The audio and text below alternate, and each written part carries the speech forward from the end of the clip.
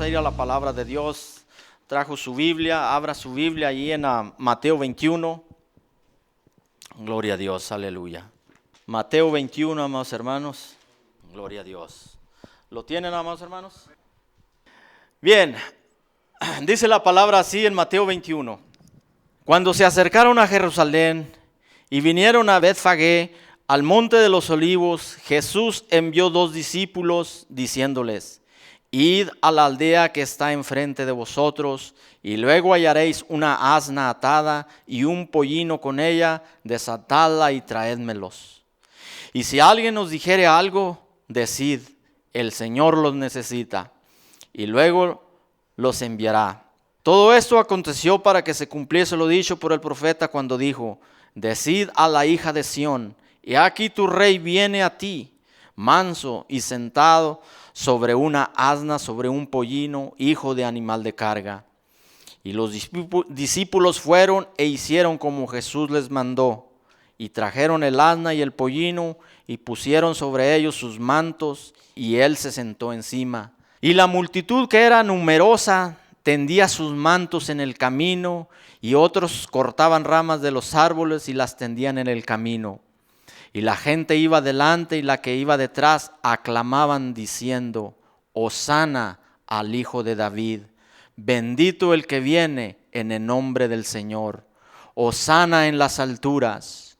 Cuando entró él en Jerusalén, toda la ciudad se conmovió diciendo: ¿quién es este? Y la gente decía: este es Jesús, el profeta de Nazaret de Galilea. Padre, en el nombre de Jesús, Señor, esta es tu palabra, Señor, tu palabra que es más dulce que la miel y que la que destila del panal, Señor. Es agradable, es dulce. Es tu palabra, Señor, como una antorcha, una lumbrera que alumbra nuestro camino para que nosotros podamos ir seguros, Señor, confiados, Señor. Gracias por esta palabra que nos instruye, nos aconseja, nos guía, Señor, con un solo propósito: para que nos vaya bien en la vida. Enséñanos, Señor, a no apartarnos de ella, ni a izquierda ni a derecha, Señor. Tú quieres que caminemos rectos, que lleguemos al final, Señor. Al blanco se llama nuestro Señor Jesucristo. Gracias en el nombre de Cristo Jesús por tu palabra. Amén. Bien, amados hermanos, Jesucristo estaba dispuesto, decidido, amados hermanos, escuche, decidido a sufrir y a morir. ¿Por quién? Por nosotros. No había otro objetivo, no había otra cosa por la cual Jesús iba a morir, iba a sufrir y iba a morir. El motivo eran usted y yo. Marchó hacia Jerusalén, la ciudad santa, la ciudad del gran rey, sabiendo las cosas que le iban a suceder. Jesús, amados hermanos, él tenía en mente muy bien las cosas que le esperaban en Jerusalén. El miedo, los temores a la muerte no pudieron detener a Jesús. Sabiendo de antemano que él iba a morir una muerte horrible, una muerte de cruz, un sufrimiento terrible. La próxima semana hablaré un poco acerca de lo que era la muerte, morir en una cruz. Era terrible, era horrible. Pero Jesús no se detuvo en ningún momento en su camino hacia Jerusalén. El miedo, la multitud, sus enemigos no lo pudieron detener. Aún sus familiares le habían dicho, cuando él le dijo: voy a subir a Jerusalén a celebrar la Pascua, le dijeron: no vayas, Jesús. Los judíos te buscan para matarte. Tu cabeza tiene un precio, Jesús. No era razonable en las personas, en sus discípulos: no vayas, Jesús. Y parece que Jesús al momento se aparta de ellos, se va. Y dijeron: ay, qué bueno, no va a subir. Pero de pronto se aparece Jesús. Ahora, la pregunta es, amados hermanos, ¿estamos nosotros dispuestos, determinados para servir a Él ¿Qué tan rápido se levantó usted esta mañana para venir a la iglesia y dijo, es domingo, voy a servir a mi Señor, voy a ir a darle culto, alabanza y gloria a mi Rey, a mi Señor, a mi Padre Celestial? O se levantó ahí medio así como que queriendo no venir y voy o no voy, va a predicar el hermano Martín, la hermana Erika a lo mejor abre, son bien aburridas, el hermano Antonio a lo mejor va por las ofrendas, el hermano Héctor, no, lo mismo, no voy. A Jesucristo, amados hermanos, nada ni nadie lo detuvo. Como dijo mi esposa, ese es el amor de Dios, es el amor de nuestro Señor que nos tuvo. Él, al contrario, estaba ansioso por llegar a Jerusalén, estaba ansioso por llegar. Tenía ánimo, tenía valor, tenía valentía. Nada la hacía retroceder. Continuaba hacia adelante con toda prisa. En este capítulo que acabamos de leer se nos refiere a la entrada de Jesús a Jerusalén, la entrada que comúnmente llamamos la entrada triunfal. Y este mensaje se llama la llegada del Rey, lo que llamamos nosotros el Domingo de Ramos. Entramos ahora en la semana de la pasión del Señor de Jesucristo y aquellos acontecimientos que Él hizo 5 días antes de morir, antes de su muerte. Allí Jesús entra triunfante en Jerusalén, montado sobre un pollino, sobre un burro. Purifica el templo, arrojando fuera del templo a los que hacían de Él una guarida de ladrones. Maldice a la higuera estéril. Conversa con sus discípulos acerca de la higuera que se secó. Responde a quienes les piden cuentas por lo que Él había hecho en el templo, cómo había arrojado los ladrones fuera del templo. Todos estos acontecimientos hizo Jesús antes de su muerte, 5 días antes. No cabe duda, amados hermanos, que Jesús, 100% hombre y 100% Dios, quería poner orden, sobre todo en la casa de Dios. Y finalmente expone 2 de sus parábolas: la rebelión del pueblo de Israel al rechazar a su Mesías, al ungido de Dios, y al castigo inminente de parte de Dios por rechazarlo como rey, como su Mesías. En estas 2 parábolas. Ahora, ¿en qué sentido era rey Jesús? Yo me pongo a pensar en los reyes que todavía existen en España, en Grecia. ¿Y quién los puso por reyes? Yo me hacía esa pregunta. Un rey, amados hermanos, no es por votación ni nada de eso, que es como usted elige un presidente o un político. No, un rey es por sucesión familiar. Un rey muere, el primogénito tiene el derecho de ser rey. El más viejo, el hijo más viejo. Y si no está el hijo, si ya murió, pues el que sigue. Y si no hay hijos, las hijas de ese rey.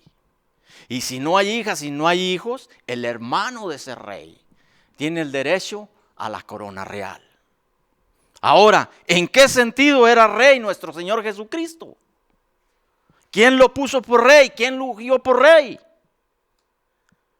Según el pensamiento hebreo, la identificación de Jesús como rey está directamente, amados hermanos, relacionado con su condición de Mesías.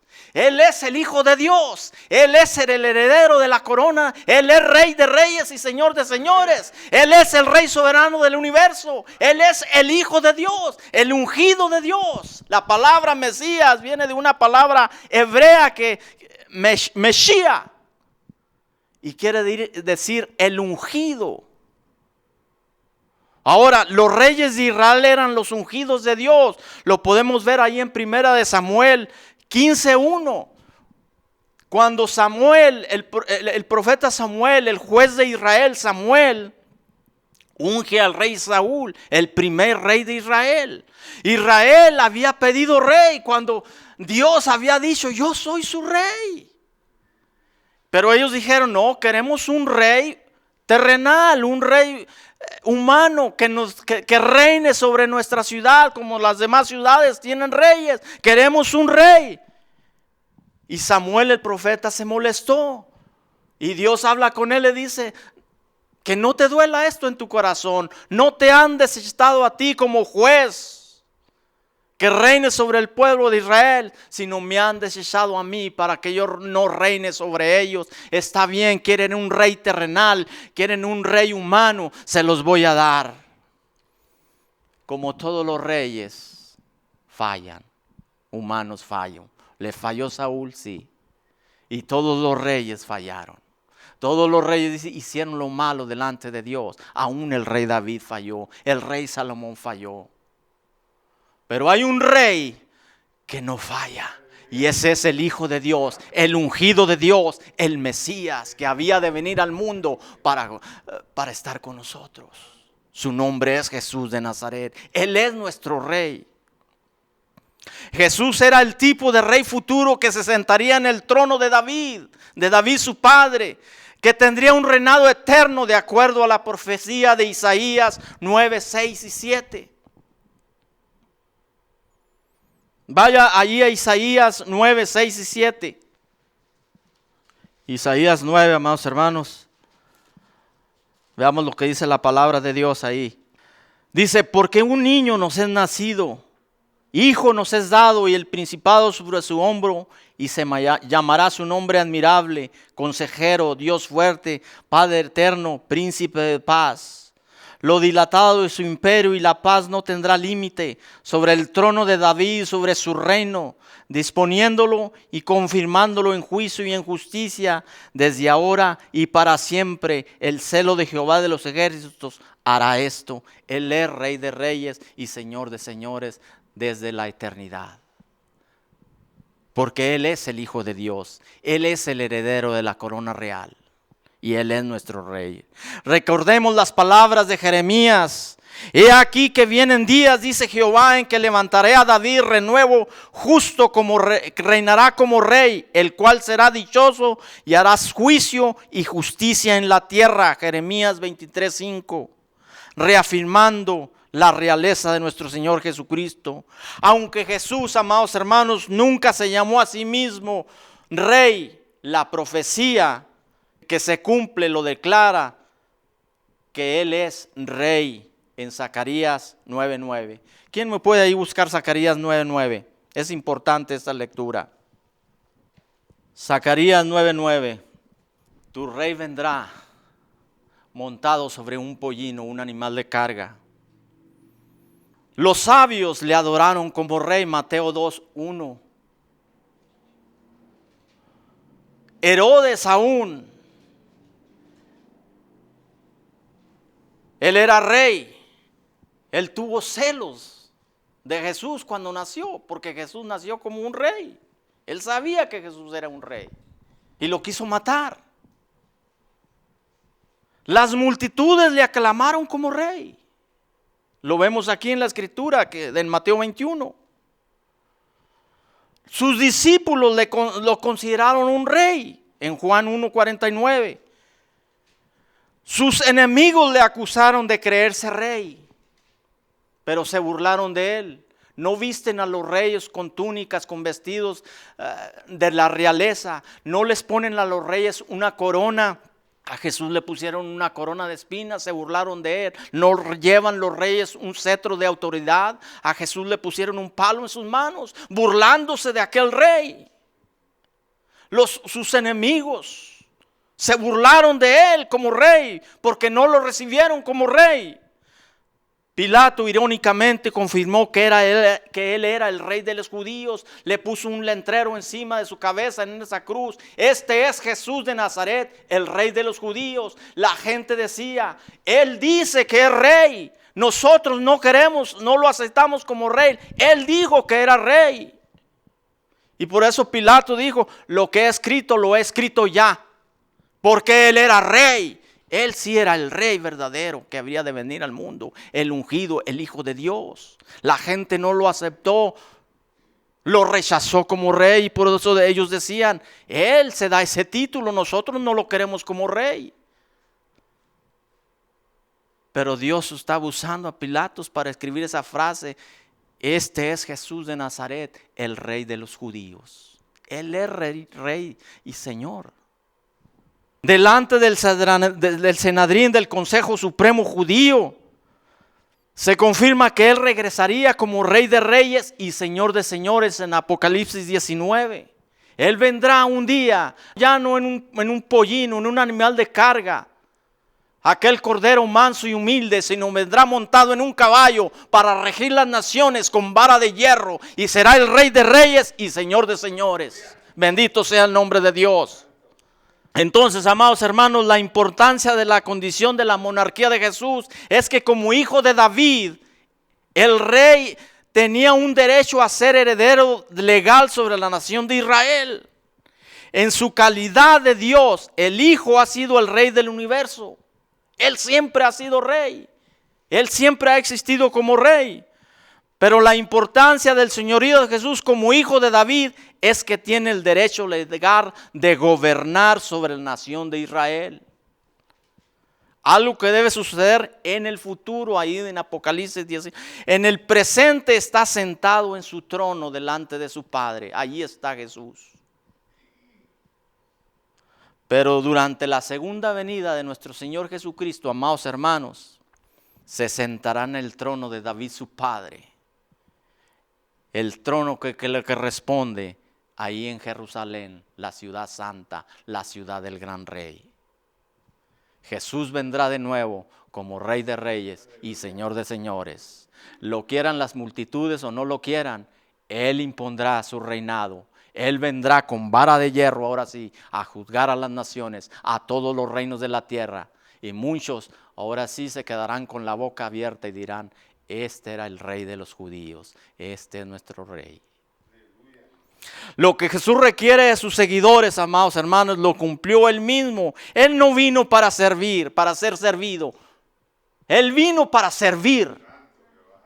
No vino a ocupar un trono, amados hermanos, sino una cruz. Fue precisamente por eso, porque la gente religiosa de su tiempo no lo pudo entender que Él era rey. A lo largo de toda la historia, los judíos habían soñado con el Mesías, pero el Mesías con el que ellos soñaban era un conquistador, un político militar, un poderoso caudillo que viniera a derrotar a todos sus enemigos y a gobernar con poder y autoridad sobre todos los reinos de la tierra.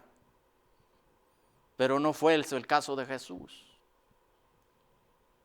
Y eso no lo podían entender los judíos, la gente de aquella época.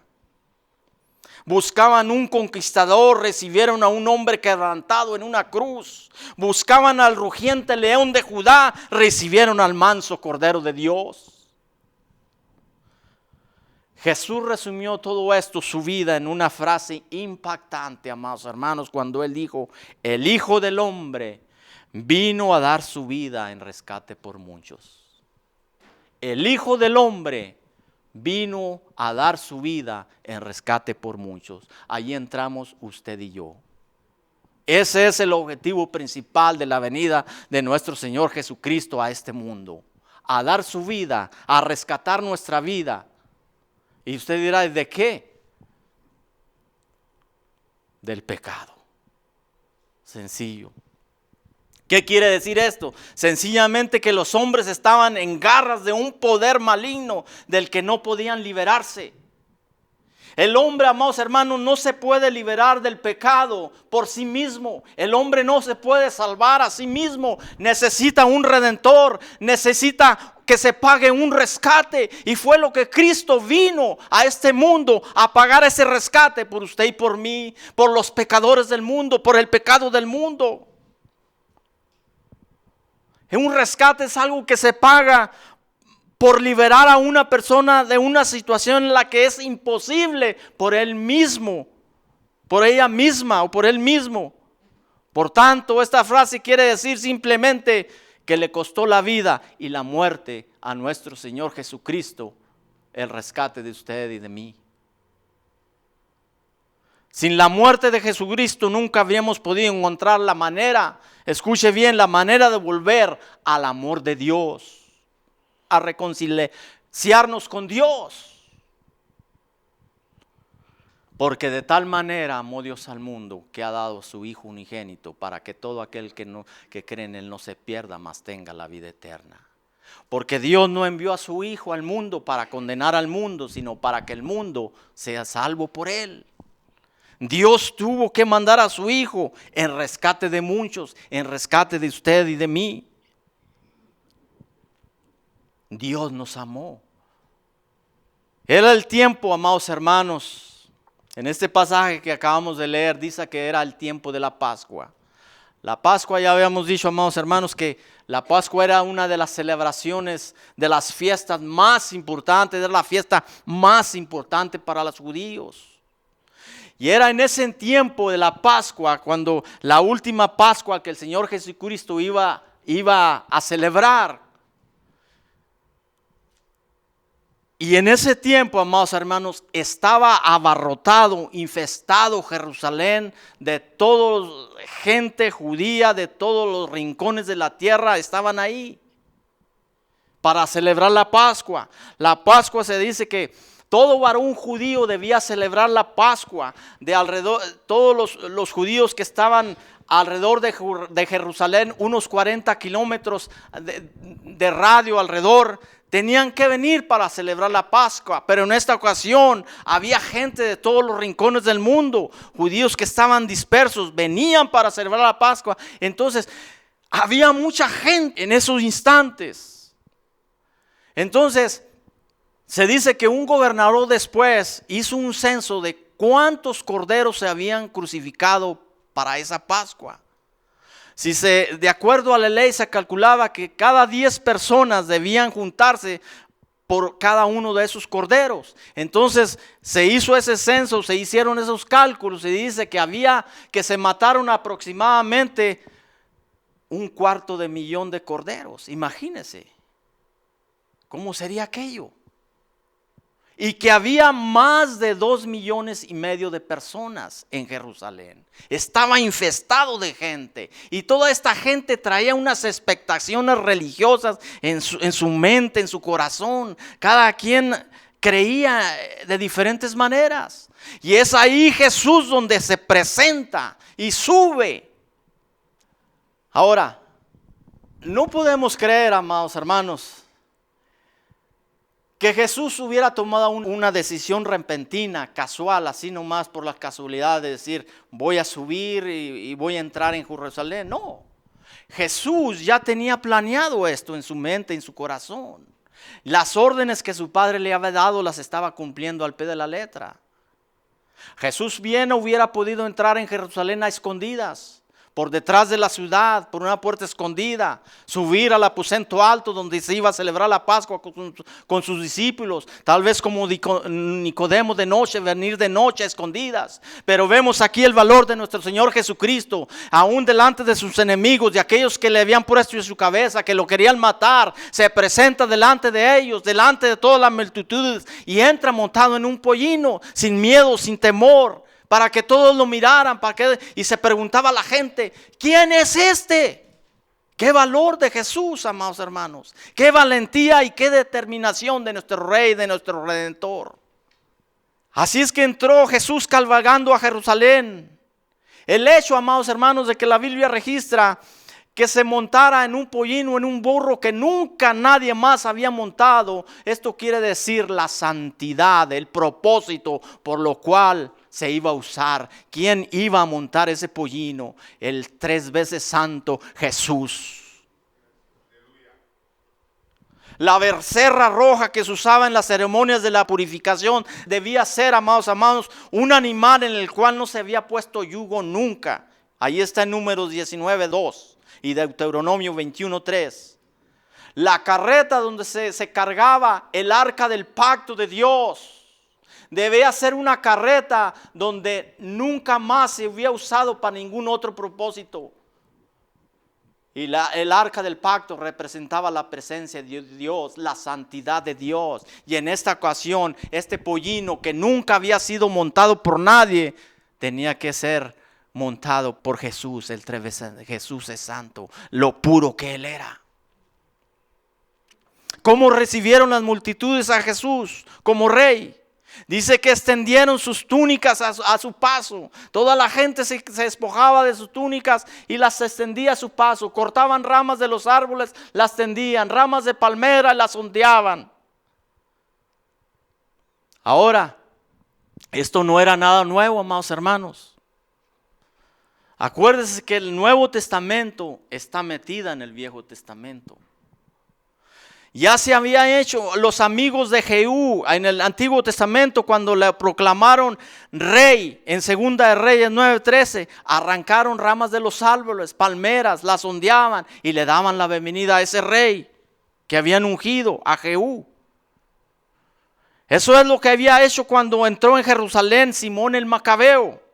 En Primera de Macabeos 13:51, nuestras Biblias no tenemos este libro apócrifo, pero usted lo puede leer en la historia.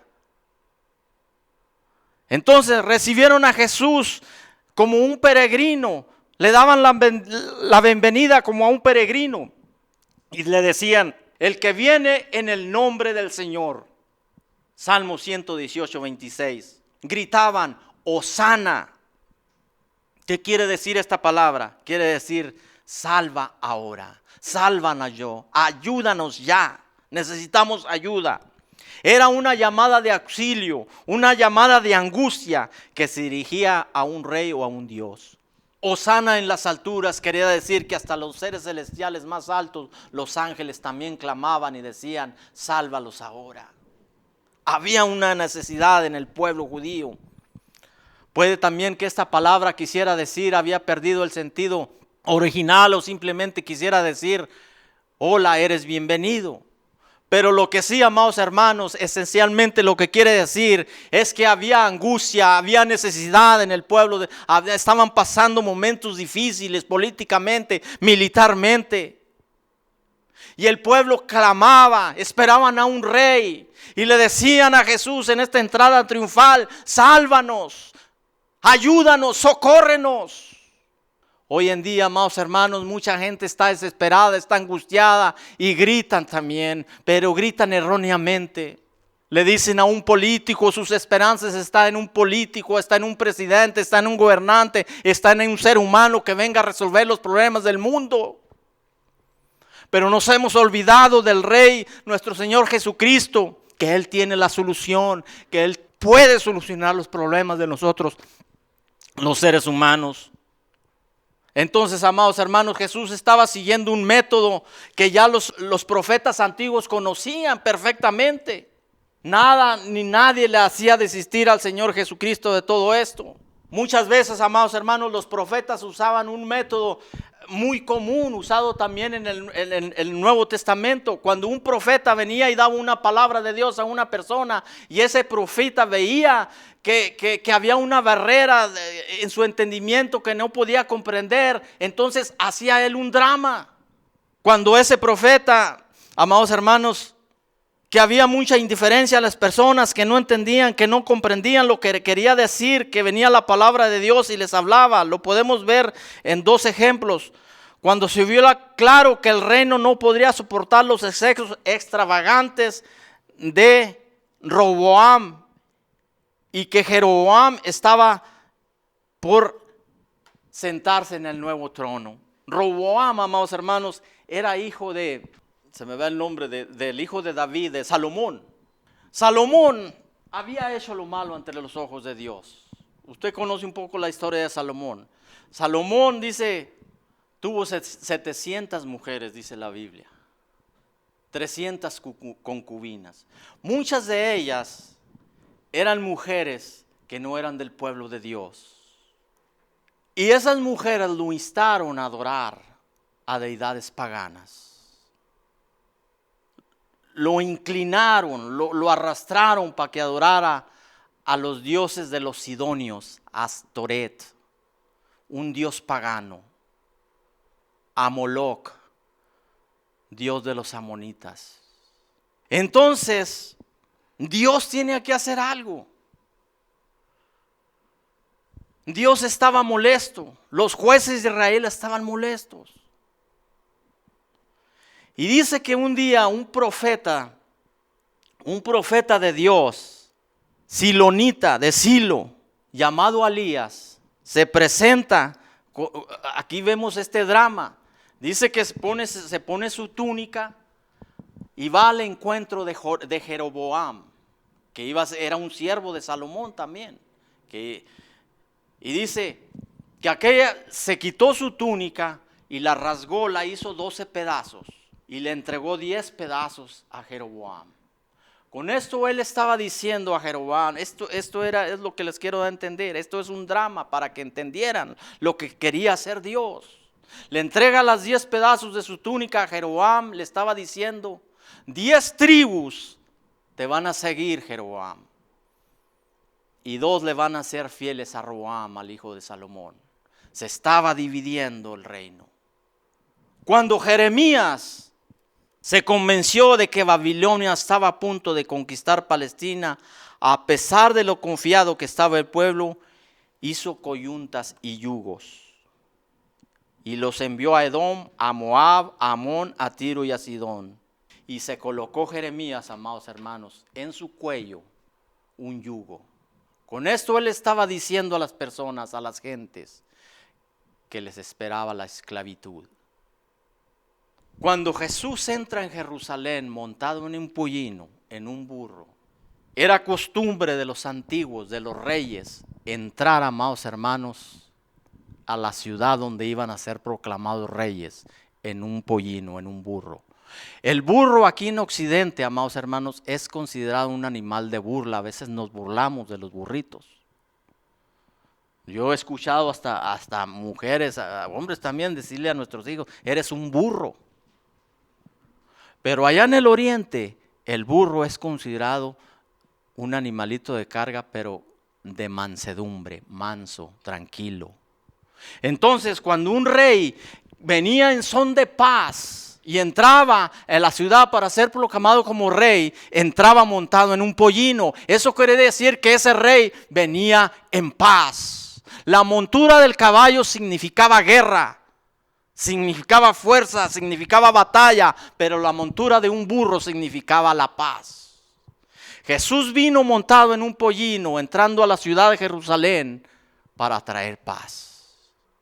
Napoleón Bonaparte dijo esto, dijo yo, Alejandro el Grande y muchos otros conquistadores que quisieron conquistar el mundo, hemos conquistado parte del mundo por la violencia, por la sangre, por las armas, pero conozco un hombre que se llama Jesús, que él ha conquistado el mundo con el amor, con la paz.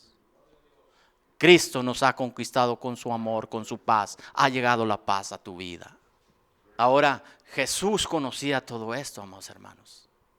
Vemos algo más aquí. El Señor Jesucristo, a mí me llama la atención. Esto no fue casualidad. Ya lo había preparado el Señor Jesucristo. Les dice a sus discípulos, vayan a Betania. Aquí Mateo no menciona Betania, él menciona a Betfagé. Son aldeas muy cercas, a unos 3 kilómetros de Jerusalén. Marcos menciona Betania y se cree que fue Betania porque Jesús estuvo un día antes, fue ungido allí por la hermana de Lázaro. Jesús tenía muchos amigos en Betania, pero también tenía muchos enemigos. Allí podía encontrar con su amigo Lázaro y sus 2 hermanas que lo acogían en ese hogar, ya lo dije antes. Entonces dice, van a encontrar ahí una casa, allí va a estar una burrita y un pollino atados. Ahora, Jesús no se iba a robar un pollino que no le pertenecía, amados hermanos. Él no iba a llegar a ese hogar o mandar a sus discípulos y decir, tráiganmelo.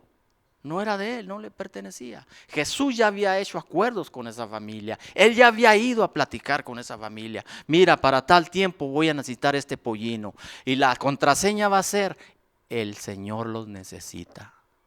A veces nosotros, amados hermanos, queremos agarrar lo ajeno a la fuerza o queremos algo a la fuerza. Jesús no era ningún patán, Jesús no hacía las cosas a veces como nosotros. Manda a sus discípulos y le dicen al dueño de aquel pollino, el Señor los necesita. Se los llevaron para que el Rey de Reyes entrara montado en aquel burrico. Ahora, Jesús, amados hermanos, cuando entra en Jerusalén, 3 cosas hace Jesús. Número 1, nos muestra su coraje. Estoy terminando. Jesús nos muestra su coraje, su valentía, su determinación. Jesús bien sabía que le esperaba la muerte, que le esperaba la cruz, que lo querían matar. Su cabeza tenía un precio. Pero aquí vemos a Jesús mostrando su coraje, su valentía, entrando por las puertas de Jerusalén, donde toda la multitud, donde más de 2,5 millones de personas lo vieron entrar en Jerusalén y sabían lo que significaba entrar montado en un burrino, en un burrico, en un pollino, que iba a ser el rey. ¿Lo recibieron? Sí. Así como a Jehú, así como a este líder macabeo. Lo recibieron, cortaron sus túnicas, se las quitaron, se las echaban al camino, cortaban armas de los árboles, se las aventaban, le gritaban: Hosana, bendito al que viene. Tú eres nuestro rey, tú eres nuestro rey, Jesús. Te necesitamos, ayúdanos, socórrenos, le gritaba la gente. 5 días después, esa misma gente le estaban diciendo: crucifícale, crucifícale, crucifícale.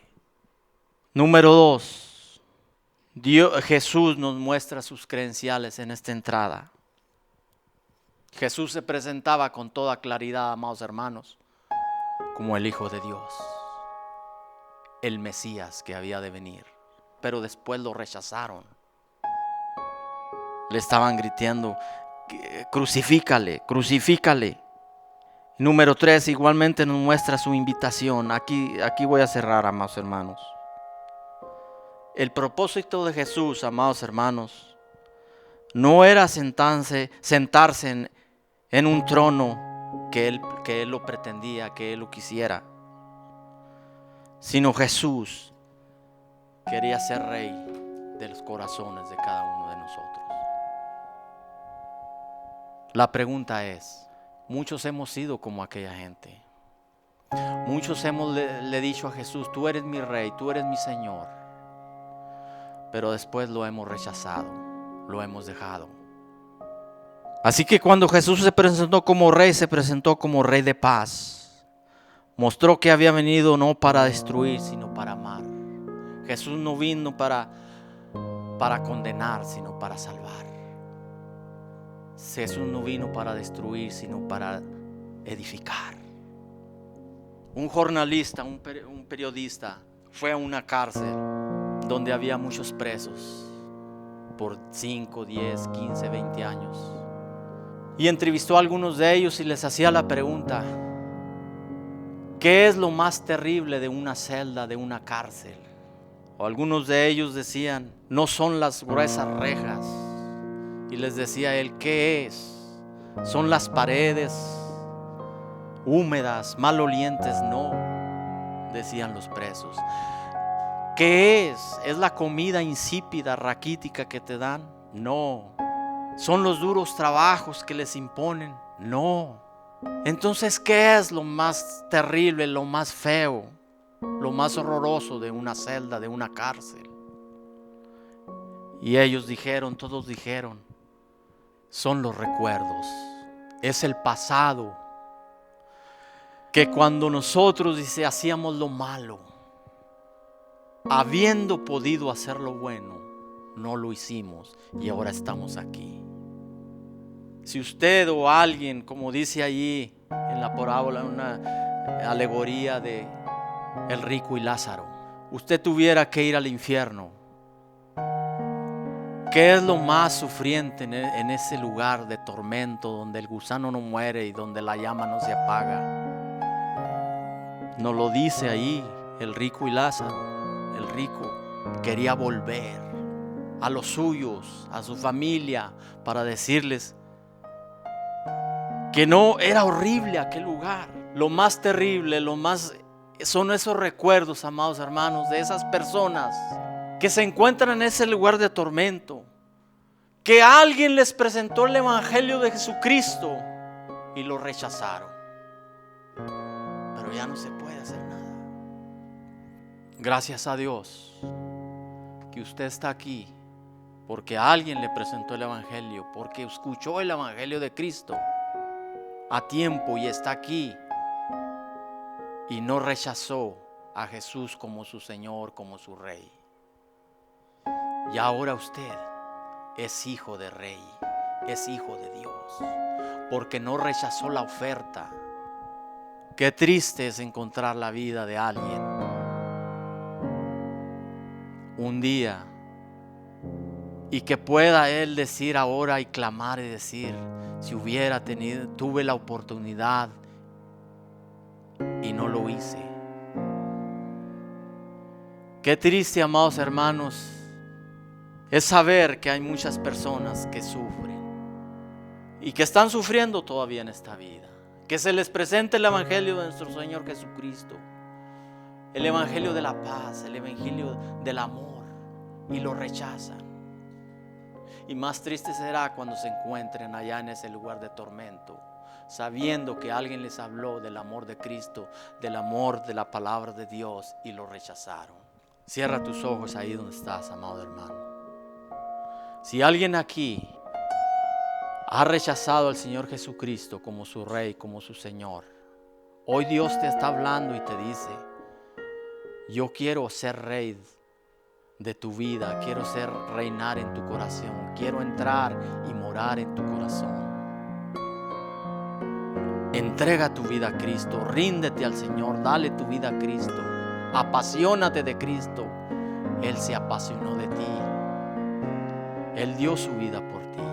Cristo te ama. Gracias, Señor, te damos por tu palabra, Señor. Gracias te damos por ese sacrificio, Señor.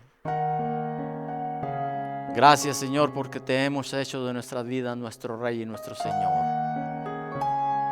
Tú nos amaste, Señor, antes que nosotros te amáramos. Nos buscaste antes que nosotros te buscáramos. Lo diste todo, Señor. Diste tu vida por ti, por mí, por el mundo, Señor. La oferta todavía sigue ahí puesta. El tiempo de tu gracia no se ha cortado todavía. Estás esperando que todos procedan al arrepentimiento y te acepten como tu Señor y como tu Salvador. Padre, en el nombre de Jesús me arrepiento de mis pecados. Te confieso, Señor, que tú eres mi Rey, que tú eres mi Señor en estos momentos, Señor. Quizás me he alejado de ti, no he obedecido las órdenes de mi Rey. Pero hoy quiero decirte, Señor, que me ayudes a tratar a ser mejor cristiano, a ser mejor hijo, a portarme, Señor, y a dar mi vida, Señor, aún por ti, Señor. No sabemos lo que viene en esta vida, en este mundo hostil, pero enséñame a ser valiente, a seguir tus pisadas como lo hizo tu Hijo, Señor Jesucristo, a no tener miedo, a no tener temor. Hay una corona que nos espera, que es la corona de vida. Seremos coronados un día. Gracias, Señor, te damos por cada uno de nosotros. Gracias, Señor, por nuestros jóvenes, Señor. Gracias, Señor, pon en nosotros, Señor, el llevar este evangelio, estas buenas noticias a los perdidos, a los que no te han aceptado como tu Rey y tu Salvador. Enséñanos, Señor, a caminar en tus caminos, a andar en tus estatutos, en tus mandamientos, en tus decretos, a no apartarnos de ellos, Señor, en el nombre de Jesús. Muchas gracias, Señor. Amén.